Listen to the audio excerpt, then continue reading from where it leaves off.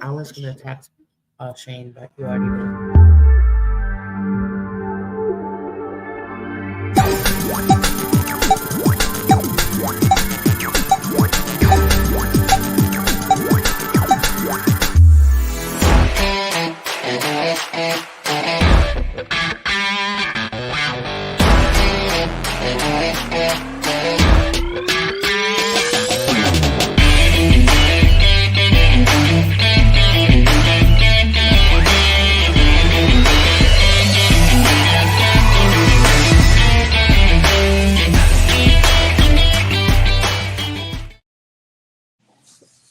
Hello, and we're live once again. This is episode 101. Once again. Well, we've been sporadic, with the move from Florida and Been crazy. yeah. So we're doing a Big Texas Comicon recap where we met Jason in person. I've been friends with Jason on Facebook for a little bit here.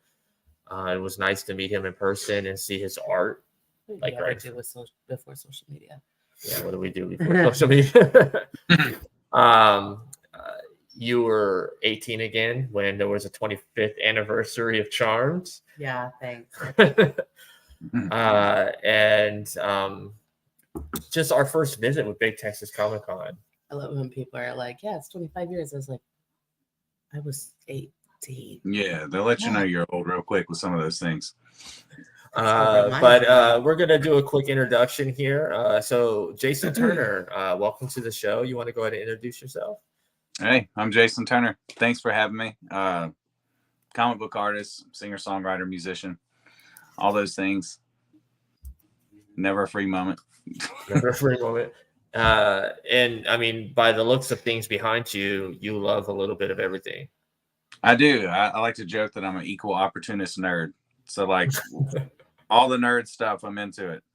Horror, comics, cartoons, whatever.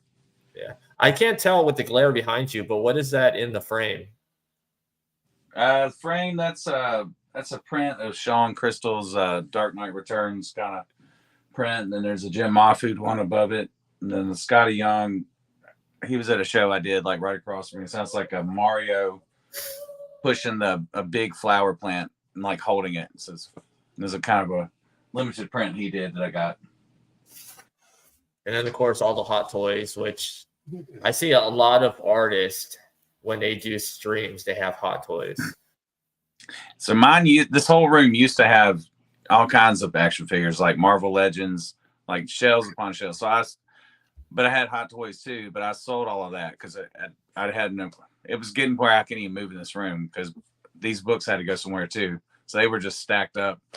And so I sold all the little figures. And I'm like, I'll keep the Hot Toys. So I'll sell the figures that cost me $20 and start collecting ones that cost $200 some odd. Our nice blank wall over here.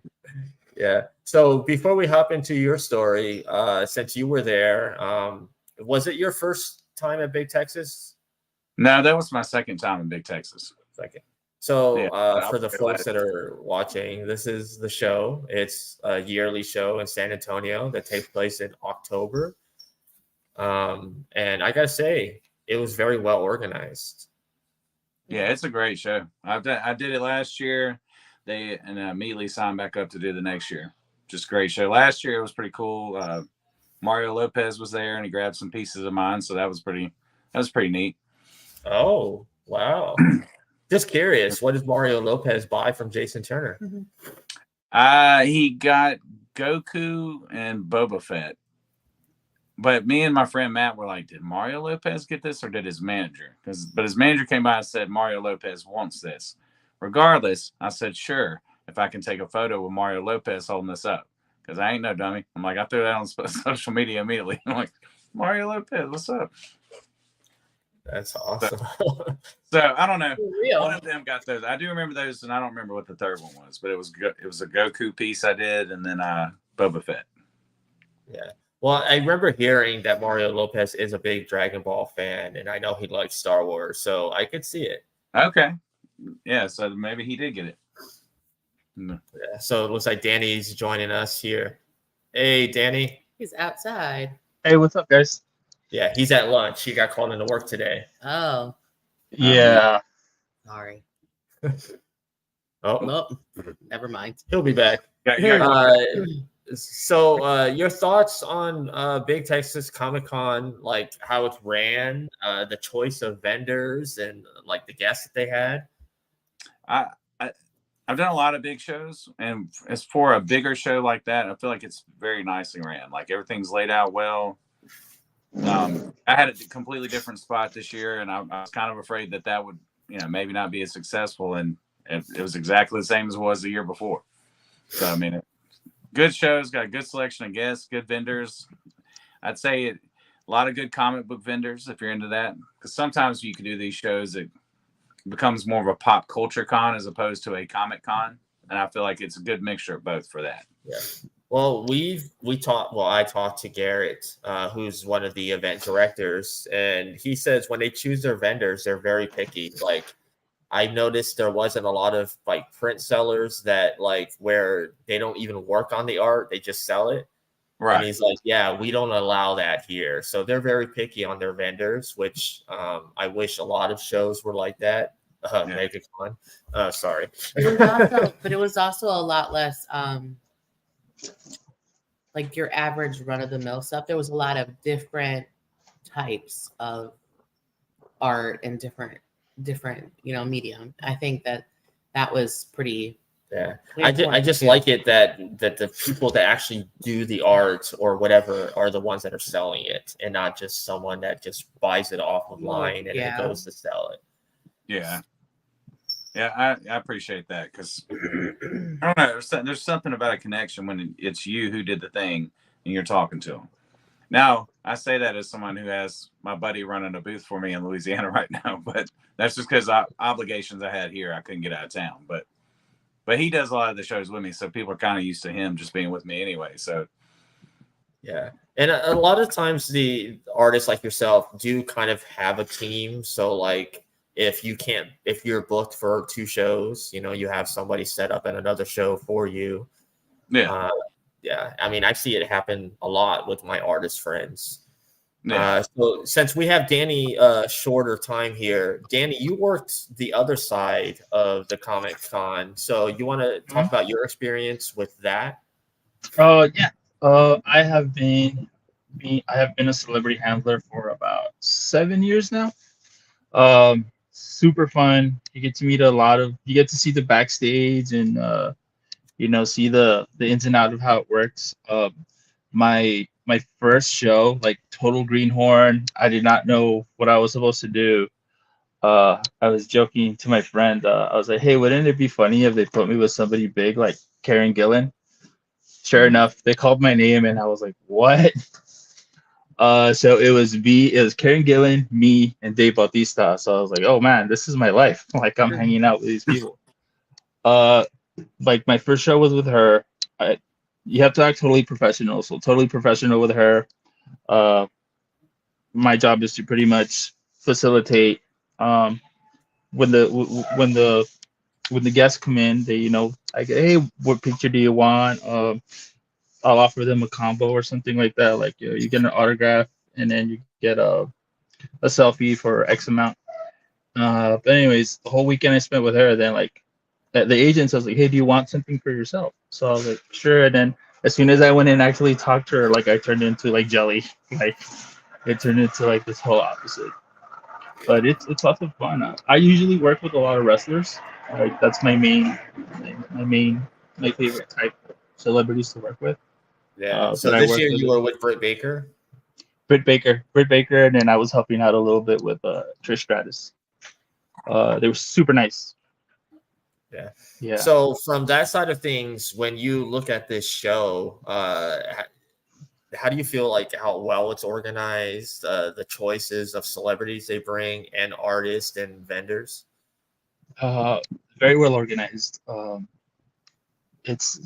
I'll give you an example. Like they took us out to New Mexico, and there was like no people there. Like they paid for our stay and everything, and like just not organized. It's just maybe like I want to say like 20 vendors, and like some celebrities just had nobody in their booths. But this con, like, they're big on advertising on social media, so everybody knows about it.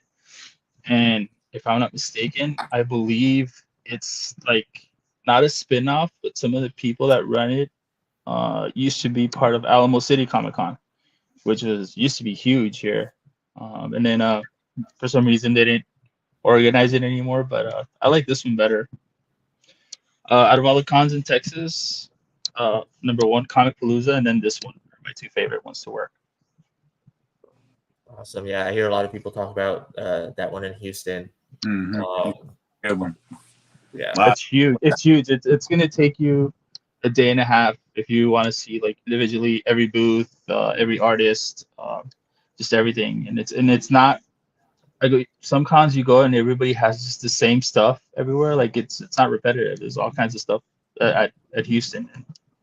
yeah. Well, our big show that we used to go to was MegaCon in Orlando, which is I would say that not counting Dragon Con, because Dragon Con I think is more of a party convention than an actual like comic convention. I mean, they have celebrities, anime, and it's all about like it's just a different feel, party and stuff. Like people stay in their hotel rooms all night and party, and and of course that's spread out through 5 hotels. I want to go to that con. Yeah. So MegaCon, our last year was 2019. I mean, and that's a show that gets over 100,000 people. Oh, wow. I mean, it's one of the biggest convention centers in the United States, Orlando.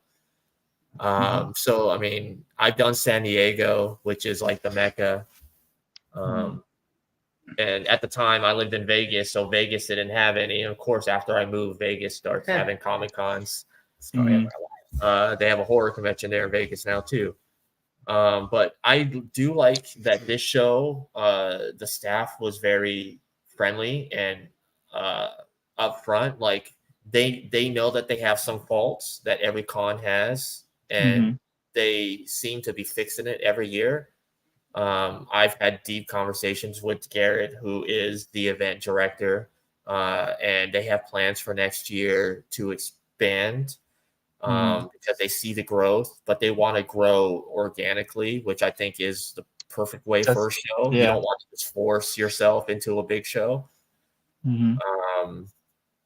But I mean, they don't overdo the guests. Like you'll go to some cons where it's like entirely too many headliners, so people only have a certain amount of money. So you got to pick and choose what celebrity you want your stuff signed from. I mean, unless you're a baller, but for people, Well, I was looking at prices. I mean, $60 for the weekend.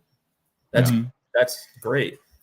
But if you don't have to pay, if you're not shelling out hundreds of dollars for tickets for the weekend, then you do free up some money for whatever you're interested in. And the nice part about that is there was a lot of different people headlining. Like if you were going to see the Charmed 25-year reunion, where all 3 of them except for Milano are in Drew Fuller, they're all together, like you were getting what you were paying for, because honestly all 3 of them,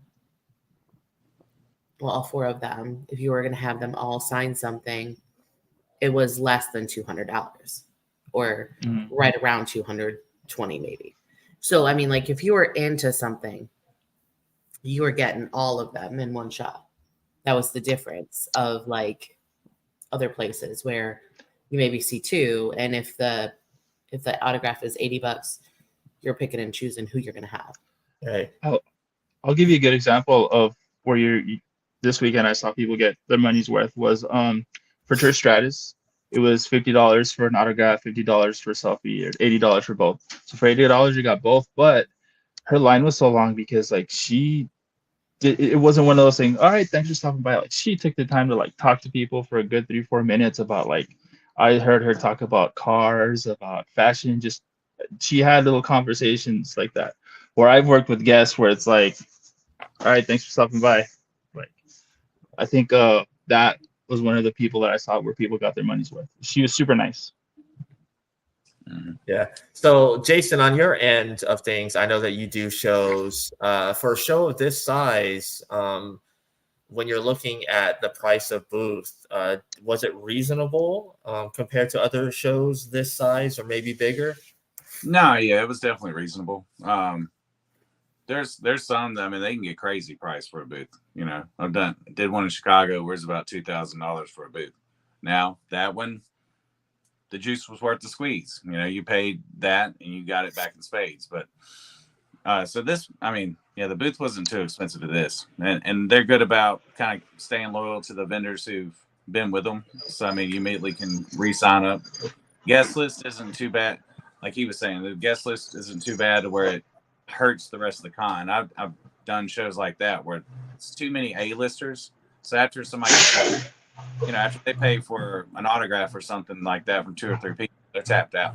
And the price to get in was so expensive. On top of that, like it kind of hurts the vendors who, to my knowledge, I think pay for those guests to be there by their booth fees or help pay for the con. So it's kind of makes you not want to come back because you're like, well, I paid $400 or $500 for this booth, but everybody's money goes to celebrities, so it's kind of a loss. I don't know I'll be coming back. You know, Big Texas is not one of those cons. That's a con where I'm like, no.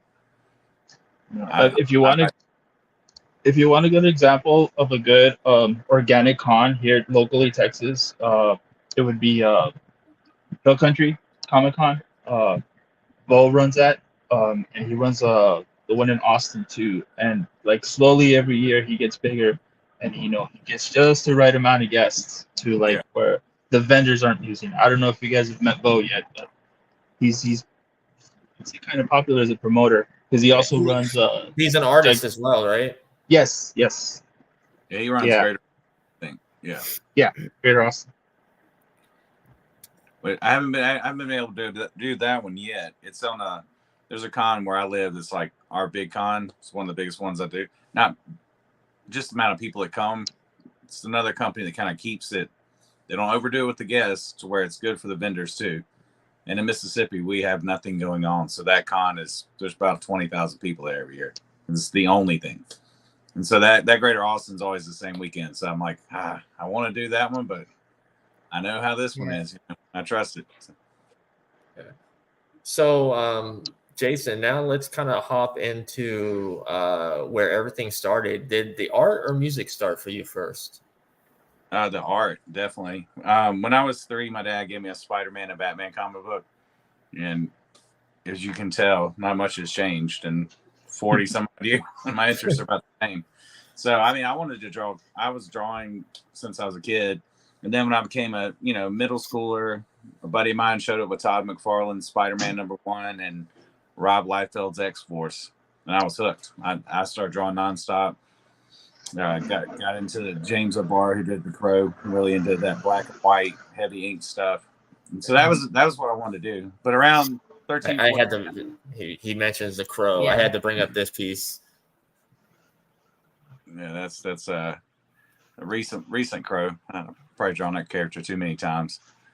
But guitar showed up around 13, 14. Heavily influenced by like 90s rock. I'm older, so the lyrics really spoke to me, and I started singing and playing guitar. And just kind of comics was my hobby. I don't know. I kind of would always talk myself. I'm like, well, I'll never be Jim Lee, or I'll never be these guys, And so it was always my hobby, and I would make up my own comics while I was out putting out albums and touring and playing music. And then around the pandemic when things shut down, right before it, I was wondering what I could do with my comic because I was drawing comics, but a buddy of mine was like, you just need to do a Comic-Con. I'm like, I thought you had to be famous to do that. I didn't know you could go buy a booth. I thought you had to be like I said, Todd McFarlane or somebody. So I got a booth, and the show went great, and then the world shut down a week later. So I had to wait a year to really go after it. But since then, I kind of hit the ground running when I came back out. So I've been trying to do that. Chat, he says, yo. What's up, William? So there was a piece here I wanted to bring up because this is a popular franchise right now with the 2 movies. But you have a backstory on this? I don't know. Just I wanted to draw them together for a while.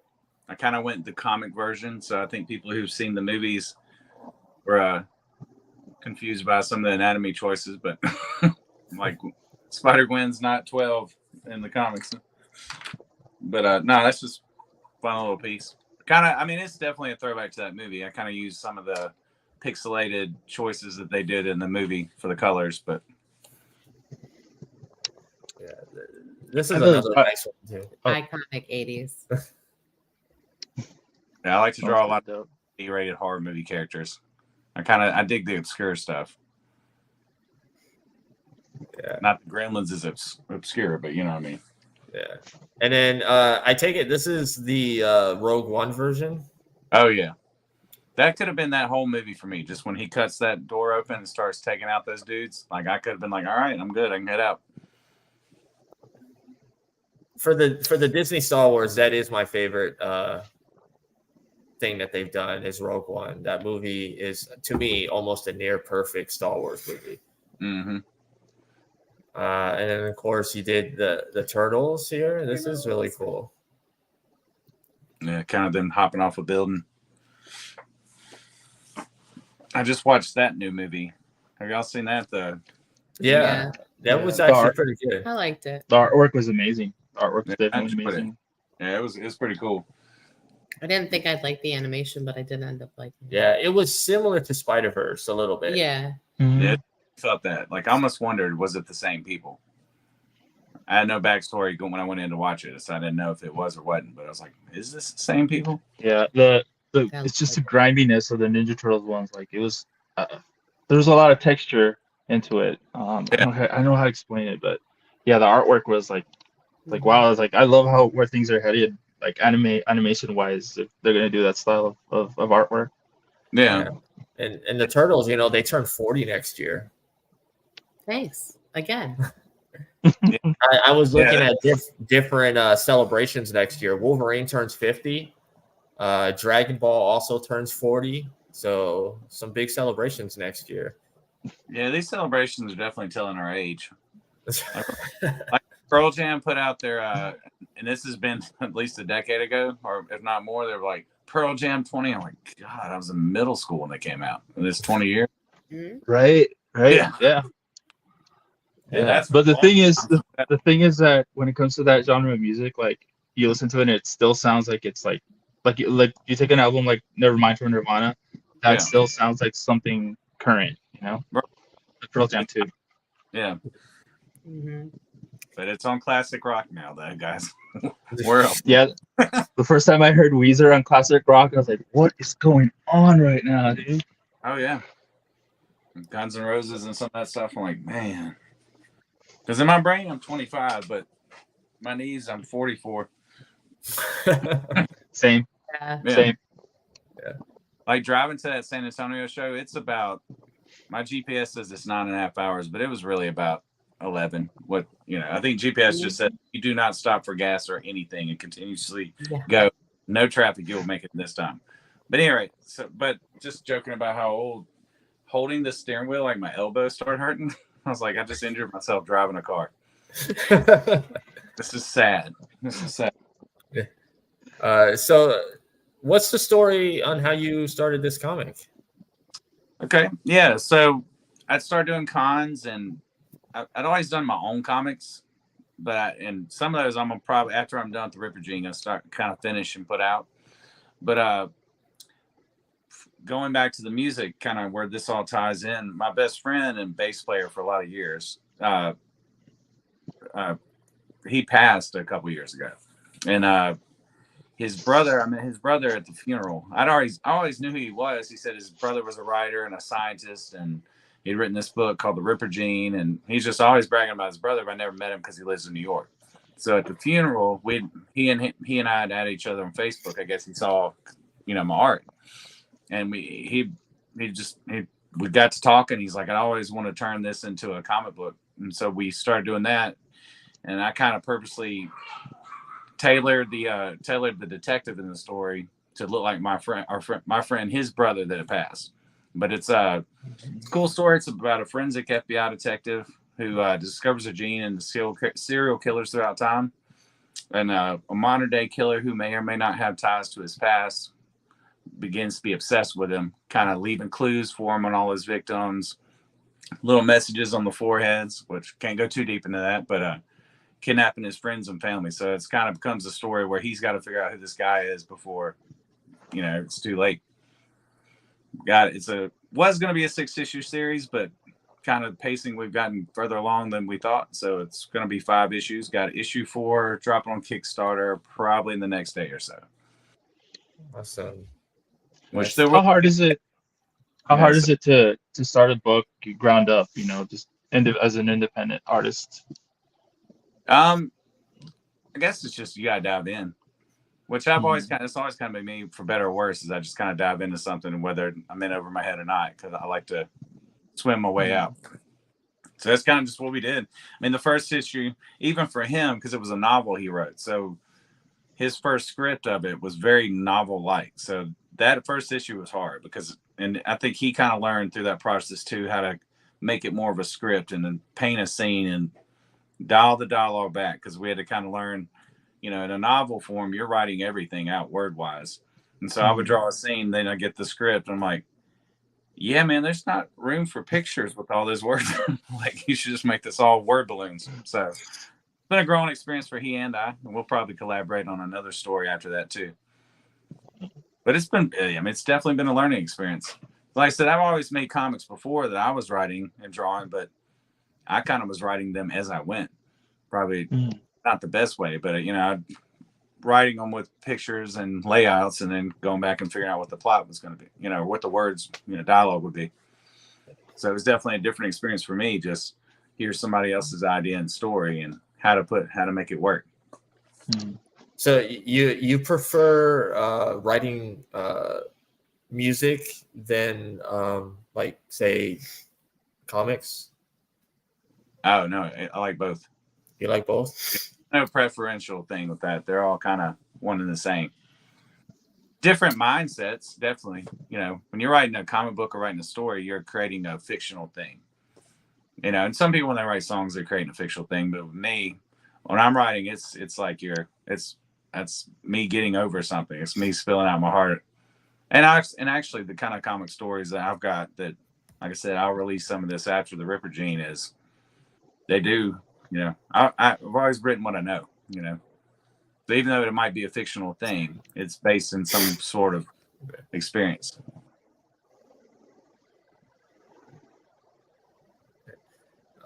So when it comes to something like a writer's block, does that affect one or the other, or does it usually happen where you can't write either? I like to think of that probably like surfers like to think about sharks being in the water. We don't think about the writer's block, but it's there. But I mean, I try not to force anything. I mean, that's kind of the deal. Because it's kind of like, have you ever had trouble going to sleep and you start thinking about, man, I can't go to sleep, and it just it makes it worse. So I just kind of try not to force feed it. If I'm going to write a song, I usually just pick up a guitar and play some music, and then just spit something out, whether it's bad or good, and then go back and fix it through editing. So that way it kind of keeps me not, is this going to be bad? Is this going to be good? I don't let myself think that like that. Even when I'm writing a story, like, I'm just going to write it all out. And if it's crap, I can go back and I can edit and make it better. So that kind of helps me with that. And even like, I mean, you can have writer's block with just creating art, So if it's just not working, it's just not working. But I still will draw something so that I don't create a habit of not doing anything. Because for me, I'm very habitual. So I've got to draw every day. I've got to do, make music every day. Because otherwise I'll just my habit will be not doing those things. And that's not very. Have you ever had something where you were either drawing or writing? Like, I'll ask it this way: if you were drawing something and it gave you an idea for a song, or if you were writing a song and it gave you an idea for a piece to draw. I can't say that has happened yet. I've done like all my albums, most of them I've done the artwork for it, and it's been in my comic book style. So I guess in the sense, those things, like, there's songs and I kind of base the album off of it, or the album art off of it. So yeah, so like if you were to look at my albums, like most of them have like my artwork as a cover. There's somewhere, the typical singer-songwriter, you're posed with a guitar on there, but then I got bored with that. I'm like, nah, man, I'm gonna put the comic book art on it, which has kind of led to me doing other, besides just drawing comic book stuff. I do album art for a lot of musicians around here or events and stuff like that. Just kind of try to tie those two worlds in together. Yeah. So Danny doesn't call himself an artist, but I still have these up here. This is some of Danny's work. That's awesome. Why does he not call himself an artist? That's awesome. I'm more of a I say I'm more of a doodler. I don't commit to it because I don't like deadlines. I hate deadlines, so I just do it at my own pace. That's why I like being independent. There's nobody telling me when to not do. Right. Yeah. But I mean, I keep telling Danny that he should, do this. I think if he was at a show, I think people would buy his art. No, definitely. yeah, I'm just a little skittish about it. Like this year, I'm probably gonna try to do it. The worst, at least try once being on that end of working a Comic-Con, being a vendor. Like, hey, here's my prints. But I'm kind of like shy about that. Everybody tells me you've got some kind of skill, but I'm still kind of shy about it. Like right now, like the only thing I'm doing right now is just like logos for bands and stuff like that. But I just got back into it. Right now, I'm doing some stuff for somebody's OnlyFans for her stickers and stuff. So, so yeah. Well, see, I mean, somebody appreciates your art. I mean, I've been telling you. Yeah, you just gotta throw it. We'll see. Yeah. It's just, I guess, like I said, I'm just scared of taking that first step. That's why I was like, I was gonna ask you, like, once you took your first step to having your own vendor booth, like, were you nervous? Were you like, oh yeah. Did you have any self-doubt or anything? Definitely. There's still sometimes when I go to like a super big show, like I did C2E2 last year. It's like, is this where I find out that everybody for the past 3 years was just really nice and like, hate myself? Yeah. I mean, you get that. Yeah. I think artists and creative people live with battling that voice of doubt in your head. There's plenty who pretend they don't, but it's just part of it. And you just got to kind of go, you know what? I believe in me and I'm going to throw this stuff out here, whether this person or that person, because there's an audience for everybody. There really is. I mean, like some shows, these people might like my stuff. And then the next show, those people are not the people who like what I do. Because I mean, I'm kind of a quirky style. Like the reason I have some of these 30 people on my wall are those were artists who, like I was saying earlier, like I lived where I would talk myself like, I'll never be Tom McFarlane, I'll never be Alex Ross, so none of this is good. I kind of had that problem, and finally when I like got into like Jim Ma Foods, Scotty Young, different artists like that, where I saw they drew how they drew. It didn't seem like the mold of how a comic book artist is supposed to look. They just kind of had to be like, I'm just going to draw and this is my thing. And so that's where I got inspired to just be like, yeah, I've got my own style. I'm going to put this out there. And so that's what. Yeah, Scotty Young, definitely one of my favorite guys, if not my favorite. Because I like cartoon style. I don't like the whole hyper realistic Jim Lee type stuff. Like, I mean, that's not that I don't like it. It's just it's not my cup of tea per se. I mean, I've met him, but like I said, like I like more cartoony stuff because to me it's a comic book. I know it's a cartoon, so that's why I like it better when it's that style. That's the thing about it. I guess when I say everybody's got an audience, because there's people who like cartoony stuff. There's people who they only like it if it's fully painted, realistic looking art. There's people Alex Ross. Yeah, the gym. So there's somebody for everybody. So I say, man, just dive in there. Just put it out there. All they can do is, I mean, if you're at a show where there's tons of people, there's going to be people who like what you do. So, I mean, it's just different for everybody. Yeah. They just have to see it, though. Like, if you don't see it, you don't know it's out there. Like, if you're not going to cons that are different, like this one, where, the art that was happening was, every possible medium, I think that is a big, hiccup in somebody's game. Like you're not putting it out there for anybody to see. Right. A good example of different types of art that I saw was like, I don't know if you guys saw that booth where this guy would take little pieces of junk and turn them into little robots. Oh yeah. Yeah, that was really cool. I like that. There's a guy I did a show with. He takes wire and just makes these wire sculptures. And it's just that. I mean, there's something for everybody. These things. There's people selling T-shirts who get you hooked into a 4 T-shirt deal at Big Texas. So I got. Yeah, they got me. Yeah, they got me. They get me every time, man.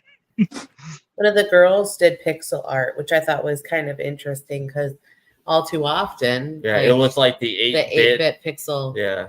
And that's kind of something that we grew up on in a way, like Nintendo and Atari. Yeah. That's Lisa, Songbird. Lisa, yeah. Yeah. And she does good stuff.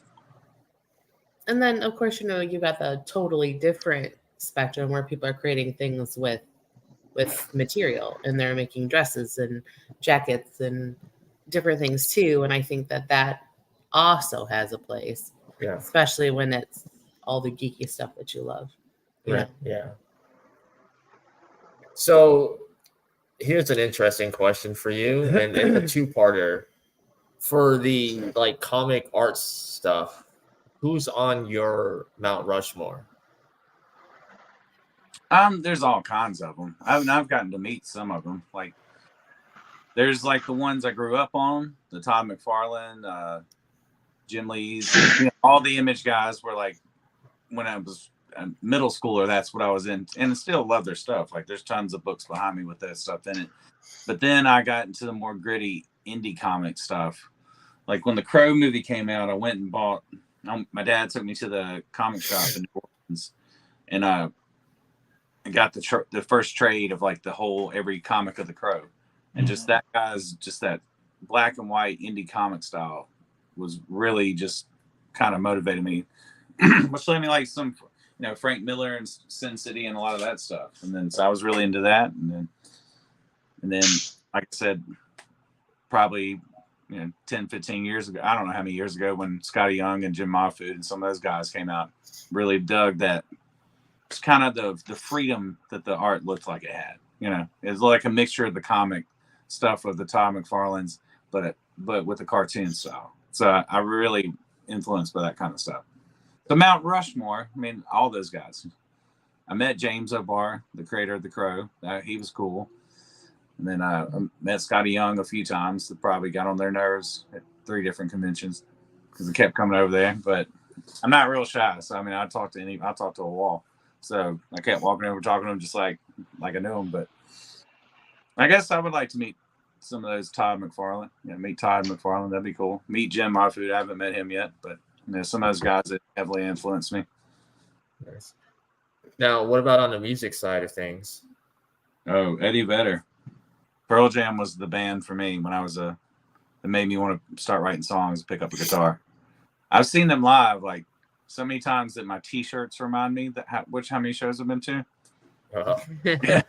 I'm like, so if we raid your closet, it's a bunch of Pearl Jam, right? Right. Like me and my wife went and saw them a few years back, and I was like, yeah, I've seen them this amount of times, and then I found like 2 more T-shirts. I'm like, actually, it was this amount of times. But that's the getting old part too. You start forgetting stuff. But yeah, I'd like to meet them. I don't know. I've met a lot of musicians. A lot of them are pretty. Musicians are easier to access. You know what I'm saying? Like you go to a con, you sign up, you pay for an autograph. But if you just go to a concert, you can just wait by the bus, and they'll just walk out and do all that for free. So would you say your music then is heavily influenced by Pearl Jam? Is that this? I mean, you say you spent some years in Nashville, so it's heavily influenced by, that's the bands that started influenced by, but then, you can't live in the South in Mississippi and not be influenced by blues. And my dad was. Oh no! In the middle of a story. I think somebody called him. That's what happened to him earlier. Yeah. Yeah, my dad was a sports writer for the Times-Picayune in New Orleans. So I kind of growing up, I spent time going back and forth. So down in New Orleans, you're influenced by funk and jazz and all kinds of stuff. And then hip hop. I don't rap very well, but I love hip hop. Yeah, so heavily influenced by all of that stuff. Yeah, where can people find your music, and how many albums do you guys have out? 10 albums. Spotify, Apple Music, everywhere you stream music, it's on there. It's just under Jason Turner.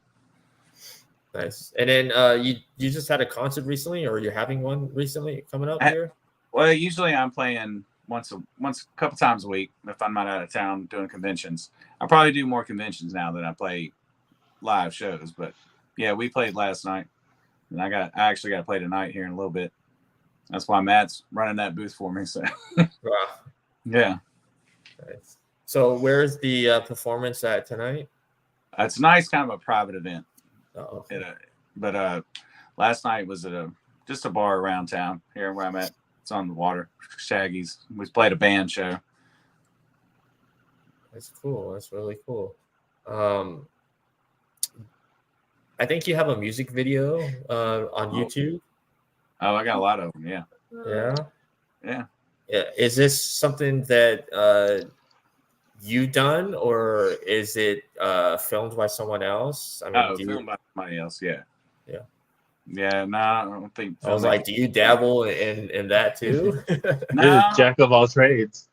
I would say I dabble in the sense that, like, I kind of created what I want it to be, but as far as the filming and all, I haven't played with that. I've thought about it. I mean, your iPhone could do a lot these days. It'd definitely be cheaper if I figure out how to do it myself. True. And technology is, moving at warp speed. You could probably easily figure it out here soon. Right. Exactly. All you need is an iPad. Yeah. I got that. iPad, and they keep upgrading. iMovie. Yeah. I hate to say it, but iMovie is one of the easiest to use. Like, you really can do just about. Oh yeah, because your last school you had an iPad, right? Yeah, and I would just fiddle with it just to see. And for a complete and total novice, like, I don't use Apple products, so iMovie was like just pushing buttons and moving stuff around. I mean, it wasn't good, but I had never used it before, so. Oh yeah, I played with iMovie a lot and done some things, but there's a lot to learn. I just don't have the time for that. I would like to. It'd be True fun. story. So, is there a bucket list like venue that you would love to play? Bucket list, I would love to do New York Comicon. As far as venues playing music, I don't know.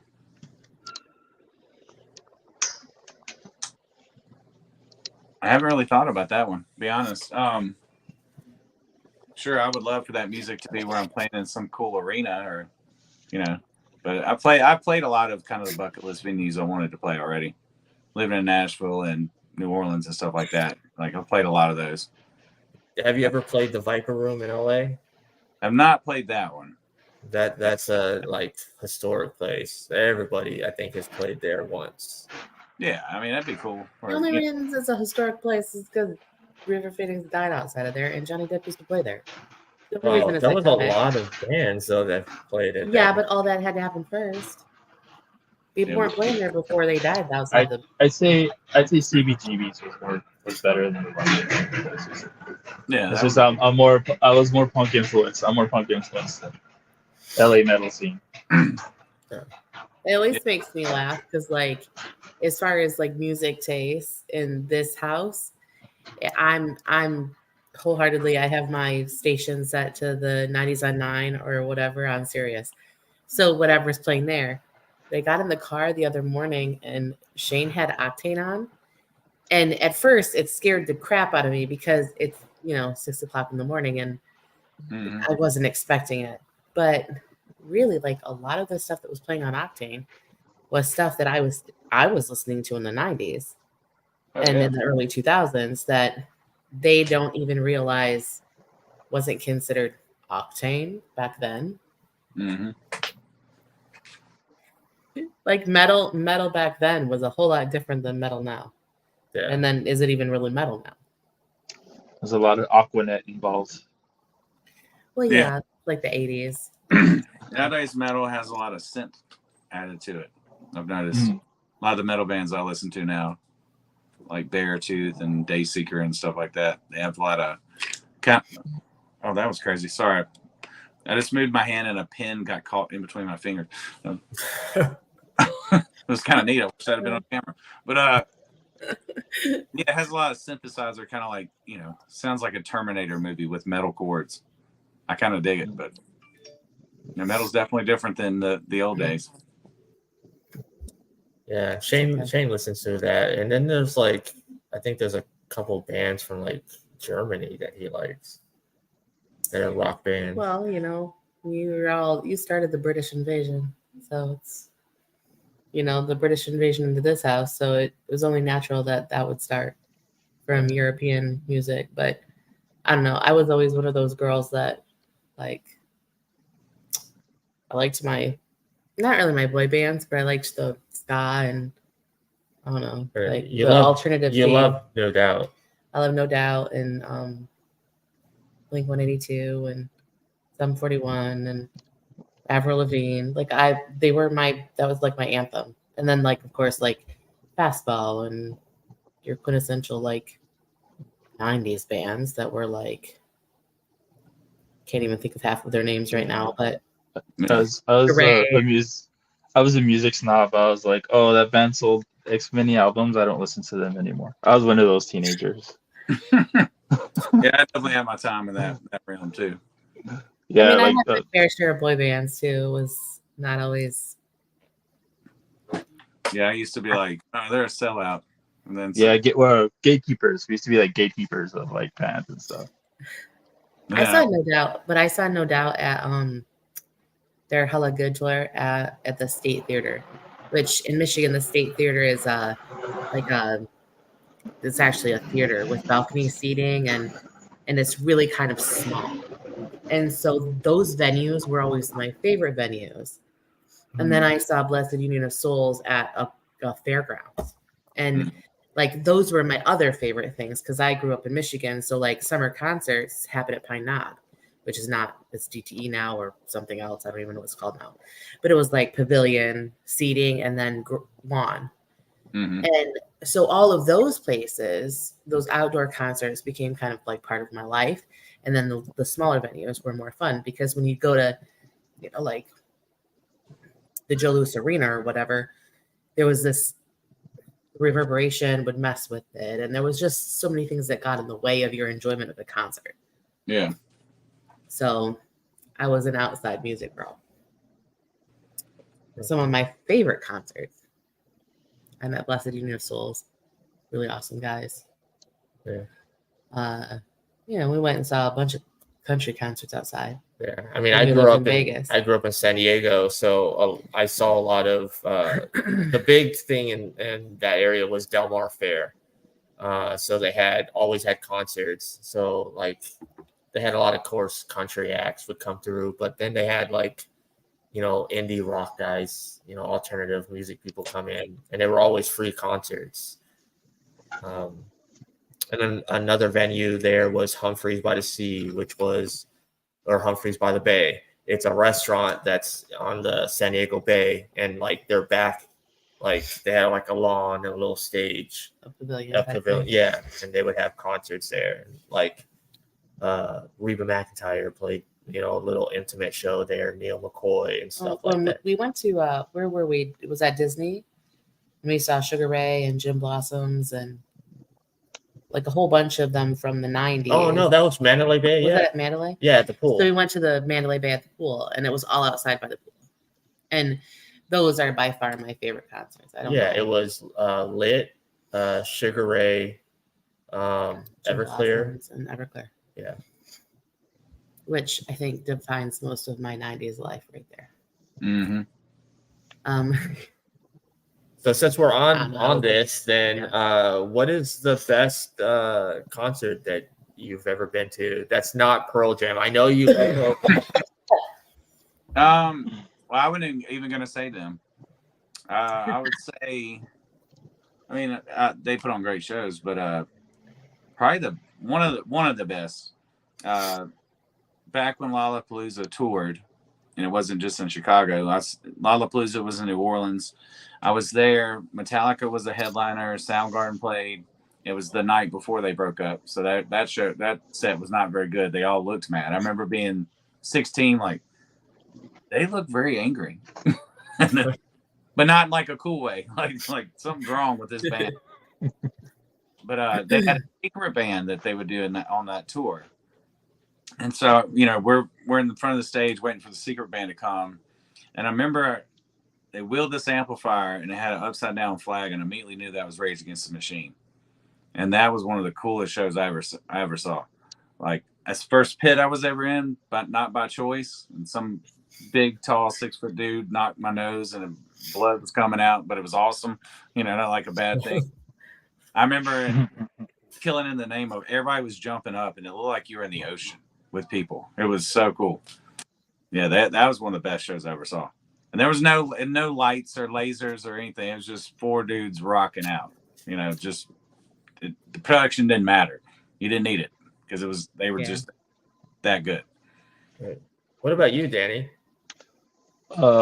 Probably one of my coworkers. He's like, "Hey, you want to go to Colorado next week?" And I was like, "For what?" Misfits reunion show. So we drove from San Antonio to Colorado. So it was Glenn Danzig, Jerry Only, Doyle, and I guess Jerry's son and the drummer from Faith No More. So it was the Misfits, the first time they played together in over 30 years. So it was them. It was Under Oath, Me First and the Gimme Gimme's, NoFX, Deftones. So yeah, it was like a 3-day event. And I got to go for free. So I was like, cool. Who else was there? Sleater Kenny. Yeah, that was the best show I went to. Misfits reunion show. How far of the drive is San Antonio to Colorado? Ooh, it was about 12 hours, and it's horrible because once you pass this thing called Junction, it's flat. There's like nothing. The only thing that's there are those fans. So like I just sat there and counted fans the whole time. It's so boring. It's like driving through Ohio. Yeah, it's just flat land, and then you finally see where it says entering New Mexico and everything. Because you hit New Mexico for a little bit, everything's rocky, and then you start seeing the mountains and all this stuff in Denver. So it was like it was a nice. Once you got there, it was a nice drive. Everything after that is like, oh, Texas, Jesus. So get some scenery. Okay, so while we're on concerts, what was your first concert? My first concert was when you ever went to. My first concert was Soundgarden on the Super Unknown tour in New Orleans. And that was amazing. Yeah. Oh, sorry. Mine was it was the opener was No Doubt and Goo Goo Dolls and Bush. The very first tour that Bush took No Doubt on. I was like in high school, I think. Yeah. So I interrupted Jason. I interrupted everybody. I'm sorry. I was just gonna say I did that same show he went to. They came through and No Doubt canceled to be on their first Letterman appearance. So they put Fishbone in their place. Oh. It was awesome. But people were not happy about No Doubt being there. That's like you're a sellout now because you couldn't keep your show dates. Well, my first concert, I consider him the GOAT of the entertainment business, and that's Garth Brooks. Yeah. That's your first concert? That was my first concert. And the man still to this day puts on, I think, the best concert ever. Yeah. So if you're a big fan of Garth Brooks, look up not the drama, but the stuff going on between Garth Brooks and Tom Segura when you get a chance. Tom Segura is a stand-up comedian. He's been trolling him for years, and it's just this whole thing. It's just hilarious if you see what's been transpiring between both of them. Oh, jeez. Oh, okay. I'll have to look that up now. Okay, so mine was in 1997 when I was playing flute and piccolo in the marching band, and my mom's like, "I'm going to take you to see your first concert. And I was like, okay. So she took me to a Jethro Tull concert. It was the first time I saw somebody play flute on the stage with a rock band. Everybody's high. Time I left the concert, I was high. Like, you know, and it was an outdoor venue, so that's what happens on the lawn. But I had never really thought about flute being part of, you know, a band, and he's quite the front man. Like, I didn't realize. I mean, I'd listened to him play my entire life. Yeah. My mom played Jethro Tull my entire life, but seeing it on stage was pretty cool. And it was Jethro completely Tull against everything I ever listened to. Is Jethro Tull a band or one guy? It's the band. I'm sorry, I don't know. Oh, okay, it's the The guy, I can't remember the guy's name, but their front man plays flute, and he is like all over the stage. He's crazy. I don't know. But yeah, it's like it was from the 70s. So like my mom's like, I'm gonna take you, and I was like, holy crap. All right, guys, I need to sign out. It was so good to see you, Jason. Meet you, Jason. I will see you guys next week. I need to get back to turning wrenches and all that good stuff. Yay, Yeah. Bye, guys. All right, and I know that you have to go here to get ready for your event. Minute, but I appreciate you guys having me on. Yeah, so where can people find you online for both art and music? The best place is probably Instagram, Jason Turner Music and Art. Facebook, I have pages for my band, Jason Turner Band, and the music is JT Art and Illustration. But or you can just go to my website, jasonturnerart.com. Awesome. And everything's there. It's all there. All right. Well, I appreciate everything, and I mean that crow print Nicole loves. We're gonna get it framed and awesome. hang it up. Well, I appreciate it. It's going in the bedroom with all the other prints. Yeah, she has a crow and supernatural wall. I have quite a collection of stuff. Nice. Well, I am strange and unusual. Yeah, glad to be in there. Well. All right. Well, thank you for joining us. I will end it this way. I've been starting to do this. Always end it this way. I've been starting to do this because of Chris Van Vliet. He's an interviewer. He does a lot of wrestling interviews, but he interviews anybody in Hollywood in sports. He ends his interviews. What are the three things that you're grateful for right now in your life? Always grateful for my wife and 2 daughters. I don't know if that's 3, but they're 1. Grateful that I've been blessed to kind of do the things I love for a living. Like I said, my hobbies have been comic books and music my whole life, and I get to do that to support my family. And I'm grateful for health because it's been a tough few years for a lot of folks I know who some made it and some didn't. So I'm glad to still be kicking it like a 25-year-old most days. So that's it right there. All right. Well, thank you for coming on, helping us recap Big Texas Comicon and then your journey in both art and music. And as always, we are going to ring the bell. And until next time, have a good day.